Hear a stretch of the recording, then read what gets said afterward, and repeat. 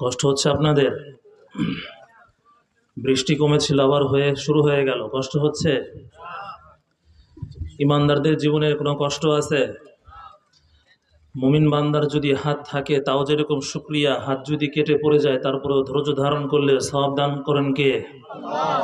মুমিন বান্দার জীবনের হারানোর কিছুই আছে? প্রত্যেকটা বৃষ্টির ফোঁটায় আপনার আমার আমল নামায় সওয়াব দান করেন কে? আওয়াজ করে বলতে হবে কে? নিজের নাম, নিজের বাবার নাম, নিজের 14 গোষ্ঠীর নাম নেওয়ার সময় জোরে বুকে সাহস নিয়ে সিনা টান করে আমরা অন্যের সাথে গর্ব করে চলি, কিন্তু আল্লাহর নাম নেওয়ার সময়, তার রসুলের নাম নেওয়ার সময় আস্তে বলা যাবে নাকি জোরে বলতে হবে? জোরে বলার সাহস আছে আপনাদের? রামনগর বাসিন্দাদের জোরে আল্লাহ তাআলার নাম নেওয়ার সাহস আছে তো? কোনো ভয় পাচ্ছেন আপনারা? আল্লাহর নাম নিলে কি কেউ আপনাকে জেল, ফাঁসি, জুলুম, নির্যাতন করার কোনো সুযোগ আছে? তাহলে সকলে একটু সজোরে আওয়াজ করে মোহাব্বতের সাথে, ইমানের সাথে আল্লাহর নামটা কি জোরে আওয়াজে নেওয়া যাবে? সকলেই আমার সাথে তাকবীর ধ্বনি বলি, লিল্লাহি তাকবীর, লিল্লাহি তাকবীর, লিল্লাহি তাকবীর। যতক্ষণ আলোচনা হবে ঠিকঠাক মতো বসে থাকবেন তো? বৃষ্টির মধ্যে যদি আমি আপনাদেরকে আলোচনা শোনাতে পারি, আপনাদের কি শুনতে কষ্ট আছে? তাহলে চা নাস্তার ব্যবস্থা করব। কে কে চা খাইছেন আজকে, আর কে কে খান নাই? বৃষ্টি নামলো, চা খান নাই আপনারা? মসজিদের ইন্তেজামে কমিটি কারা আছেন আমার সামনে আসেন, টাকা নিয়ে যান, এদের সকলের জন্য চা নাস্তার ব্যবস্থা করেন। চা খাওয়াবো। হ্যাঁ, যদি কারো চা খাইতে মনে চায় বাড়ি যাওয়া যাবে না, যদি কারো সংবাদ শুনতে মনে চায়, দেখতে মনে চায়, বাসায় যাওয়া যাবে না, এখানে বসবেন, চা খাওয়াবো সকলকে। আমি ওয়াদা করছি আপনাদের কাছে। আলহামদুলিল্লাহ, আলহামদুলিল্লাহি ওয়া কাফা ওয়া সালামুন আলা ইবাদিহিল্লাযীনা ইসতাফা, আম্মা বা'দ। فأعوذ بالله من الشيطان الرجيم. بسم الله الرحمن الرحيم. إن الذين قالوا ربنا الله ثم استقاموا تتنزل عليهم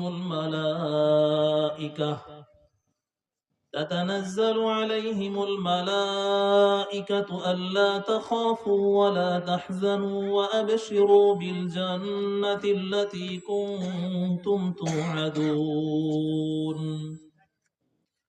وقال الله سبحانه وتعالى في موضع آخر: وكلا نقص عليك من أنباء الرسل ما نثبت به فؤادك وجاءك في هذه الحق وموعظة وذكرى للمؤمنين. صدق الله العلي العظيم وصدق رسوله النبي الكريم، ونحن على ذلك من الشاهدين والشاكرين، والحمد لله رب العالمين. সকলে মুহাব্বতের সাথে আমার সাথে সুর মিলিয়ে বলি, আল্লাহুম্মা সাল্লি আলা মুহাম্মাদিন ওয়া আলা আলি মুহাম্মাদ কামা সাল্লাইতা আলা ইব্রাহিম ওয়া আলা আলি ইব্রাহিম ইন্নাকা হামিদুম মাজিদ। اللهم بارك على محمد وعلى آل محمد كما باركت على إبراهيم وعلى آل إبراهيم إنك حميد مجيد. الحمد لله. প্রবাসী ও যুব সমাজের উদ্যোগে আয়োজিত পূর্ব গোপালপুর আজকের এই বার্ষিক ওয়াজ ও দোয়া মাহফিলের সম্মানিত সভাপতি সাহেব, মুআজ্জাজ মুকাররম উলামায়ে কেরাম, তলাবায়ে ইযম, একদিকে হচ্ছে ঠান্ডা, অপরদিকে বৃষ্টি, দুটো জিনিসকে উপেক্ষা করে ধৈর্য ধারণ করে দূর দূরান্ত থেকে আগত ধর্মপ্রাণ তাওহীদি মুসলমান ভাই ও বোনেরা, আল্লাহ পাক রব্বুল আলামিনের ফজল ও করমে আমরা এখানে আসতে পেরেছি। সংক্ষিপ্ত সময়ে গুরুত্বপূর্ণ আলোচনা যারা এখানে এত সময় ধরে করেছেন, ধৈর্য সহকারে শুনেছেন, এবং মাহফিলের শেষ পর্যন্ত যারা আলোচনা করবেন শুনবেন, আল্লাহ পাক রব্বুল আলামিন আমাদের সকলের জীবনের ভালো আমলগুলোকে কবুল করে নেন। এবং আমরা যারা এখনো রাস্তার মধ্যে আসতে চাচ্ছি, বাসার মধ্যে রয়েছি, বাসায় শুয়ে শুয়ে, ঘরের মধ্যে শুয়ে শুয়ে যারা ওয়াজ শুনতে চাচ্ছি, আমি সকলের কাছে আহ্বান করব, ঘরের মধ্যে শুয়ে আপনারা আওয়াজ শুনতে পারবেন কিন্তু ওয়াজ শুনতে পারবেন না। ওয়াজ যদি শুনতে হয় তাহলে মসজিদ মাহফিলের প্যান্ডেলে আপনাকে আসতে হবে, আর যদি আওয়াজ শুনতে মনে চায় তাহলে ঘরের মধ্যে বসে বসেও আওয়াজ শোনা যায়। বৃষ্টি কি জোরে আসছে? আল্লাহ,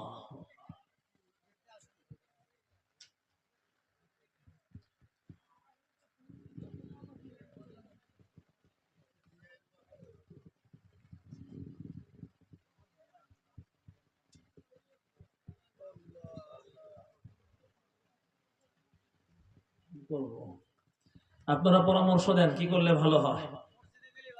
হ্যাঁ, কারণ হুজুরের তো কোনো সমস্যা নাই, হুজুরের মাথার উপরে তো একজন ছাতা ধরবে না, কিন্তু আপনার মাথার উপরে কে কি ধরবে না, তাই না? এই তো, এই তো হুজুরের মাথার উপরে ছাতা ধরার জন্য তো লোকের অভাব থাকবে না, কিন্তু আপনার মাথার উপরে তো হুজুর একা গিয়ে ধরতে পারবে না। বলেন কি করলে ভালো হয়? হ্যাঁ, না আমার সমস্যা হচ্ছে না, আপনারা বলেন এভাবে চলবে নাকি মসজিদে যাবে, কি অবস্থা? হ্যাঁ,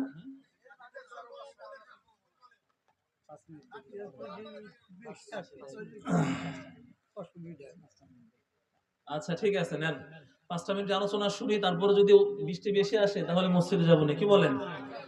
জি ইনশাল্লাহ, একটু কষ্ট করেন। মুমিন বান্দার জীবনে আর কষ্টের কি আছে বলেন? খিচুড়ির কোনো ব্যবস্থা আছে নাকি আজকে? খিচুড়ির ব্যবস্থা আছে, যাক আলহামদুলিল্লাহ। খিচুড়ি খাওয়ার জন্য যারা অর্থায়ন করেছেন, মাহফিলের বিভিন্ন কাজে যারা সাহায্য সহযোগিতা করেছেন, প্রবাসী ভাই, যুবক ভাই, ইমানদার ভাই ও বোনেরা, সকলের জন্য আল্লাহ পাক রব্বুল আলামিন জান্নাতের মধ্যে উত্তম ব্যবস্থা করে দেন, আমিন। আমি আজকে পবিত্র কোরআন থেকে সূরা হামিম সাজদার 30 নম্বর আয়াত তেলাওয়াত করেছি। আমি আমার খুতবার মধ্যে সূরা হুদের 120 নম্বর আয়াত তেলাওয়াত করেছি। এই দুইটা আয়াতের মাধ্যমে আমি আরো কিছু ঘটনা এবং কোরআনের কিছু আয়াত তেলাওয়াত করব, এবং আল্লাহ চাহে তো এই দুইটা আয়াতের মাধ্যমে আমরা আমাদের দৈনন্দিন জীবন, আমাদের ব্যক্তি জীবন, পারিবারিক জীবন, সামাজিক জীবন, রাষ্ট্রীয় জীবন, অর্থনৈতিক জীবন, সব জীবনের একটা মোড় ঘুরে নিতে পারবো, এমনটাই আশা করছি ইনশাআল্লাহ। মাহফিল আমরা যারা এসেছি, আমি আপনাদের এলাকার সন্তান, আমার বাসা খুব দূরে না, আমি অনেকেই হয়তো আমাকে চেনেন, অনেকেই চিনেন না। আমি আপনাদের এলাকার সন্তান, এই রামনগর ইউনিয়নের সন্তান। আমার দাদাকেও হয়তো অনেকে চিনতেন, আলহাজ শামসুদ্দিন মন্ডল, নাম শুনছেন আপনারা? আমি তার নাতি, তার 4 নম্বর ছেলে। আমার বাবার নাম আব্দুর রাজ্জাক মন্ডল, তার ছেলে আমি।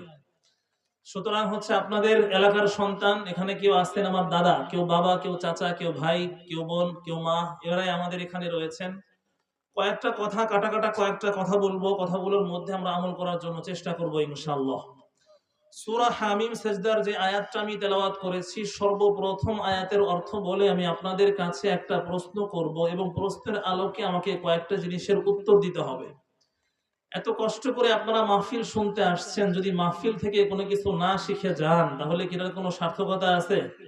মাহফিলে আসছিলেন, আবার যেরকম আসছিলেন ওরকম খালি খালি হাতে বাসার মধ্যে ফিরে গেলেন। বাসায় যাওয়ার পরে বিবি আপনাকে জিজ্ঞেস করেছে কি অবস্থা, কেমন ওয়াজ শুনে আসলে, আমাকে একটু ওয়াজ শোনাও তো।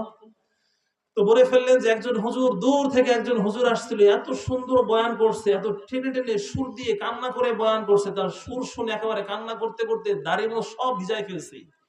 এখন বউ জিজ্ঞেস করে, দাড়ি তো ভিজাইছেন ভালো কথা, মোষ ভিজাইছেন ভালো কথা, কান্না করতে করতে বুক পর্যন্ত ভিজে গেছে, তাও ভালো কথা, হুজুর কি বয়ান করছে সেটা মনে আছে নাকি?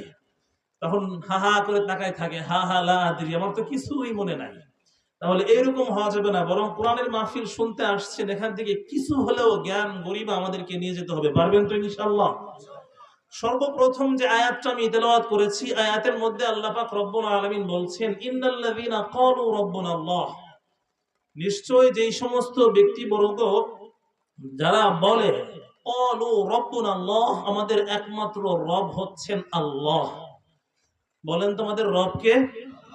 সুম্মাস্তাকামু, অথবা রবকে স্বীকার করার পরে, আল্লাহকে রব হিসাবে স্বীকার করার পরে সেখান থেকে কোনো বিচলিত হয়নি, বরং দৃঢ়তার সাথে অবিচল ভাবে এই দ্বীনের পথে যারা অটল থাকবে, তাতানাজ্জালু আলাইহিমুল মালাইকা, আসমান থেকে ফেরেশতারা তাদের উপরে নাজিল হবে এবং আসমানের ফেরেশতারা তাদের সামনে এসে বলবে, আল্লাহ তাখাফু, তোমরা ভয় পেও না, ওয়ালা তাহজানু, তোমরা দুঃখিত হয়ো না, চিন্তিত হয়ো না, ওয়া আবশিরু বিল জান্নাহ, তোমরা জান্নাতের সুসংবাদ গ্রহণ করো।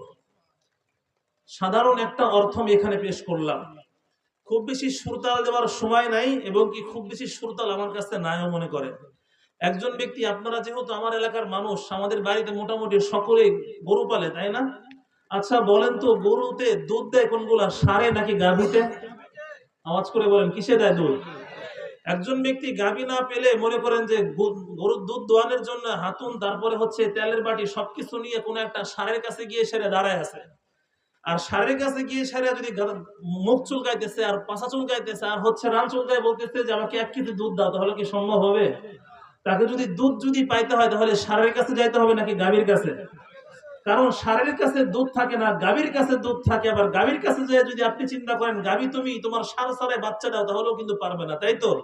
সুতরাং যেই জিনিসের কাছে যেই জিনিস না থাকে সেই জিনিসের কাছে গেলে সেই জিনিস পাওয়া যায় না।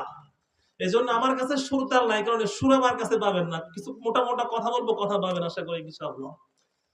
তো আল্লাহ পাক রব্বুল আলামিন বললেন, ইন্নাল্লাযীনা ক্বালু রাব্বুনা আল্লাহ, যারা আল্লাহকে রব হিসাবে স্বীকার করে নিয়েছে। আচ্ছা, আমরা সকলেই মোটামুটি কম বেশি জানি যে আদম সন্তানদের মধ্যে আল্লাহ পাক রব্বুল আলামিন আমাদেরকে যখন হাসরের ময়দানে একত্রিত করবেন, এই একত্রিত হওয়ার আগেও একটা সময় আমাদের সকলকে আল্লাহ পাক রব্বুল আলামিন একত্রিত করেছিলেন। কি বৃষ্টি কি জোরে আসছে? না, বসে থাকা কষ্ট, এরকম বসে থাকা তো আপনাদের, আমার এখানে পানি পড়তেছে না। মুসল্লিদের চিন্তা করেন, মুসল্লিদের চিন্তা করেন। হ্যাঁ, কি থাকা যাবে না? ওঠেন ওঠেন ওঠেন, আল্লাহু আকবার, ওঠেন ওঠেন ওঠেন, মসজিদে যান। মানুষজন আপনারা যারা আছেন একটু একটা একটা করে ধরে নিয়ে যান, তাহলে সকলের সহযোগিতা হবে। এই চাটাইগুলো তুলে ফেলেন, বৃষ্টিতে ভিজলে এগুলো পচে যাবে, তুলে ফেলেন। আপনারা হাতে হাতে করে নিয়ে আপনারা মসজিদের ভিতরে বিছান, এগুলা বিছায় বসে পড়েন।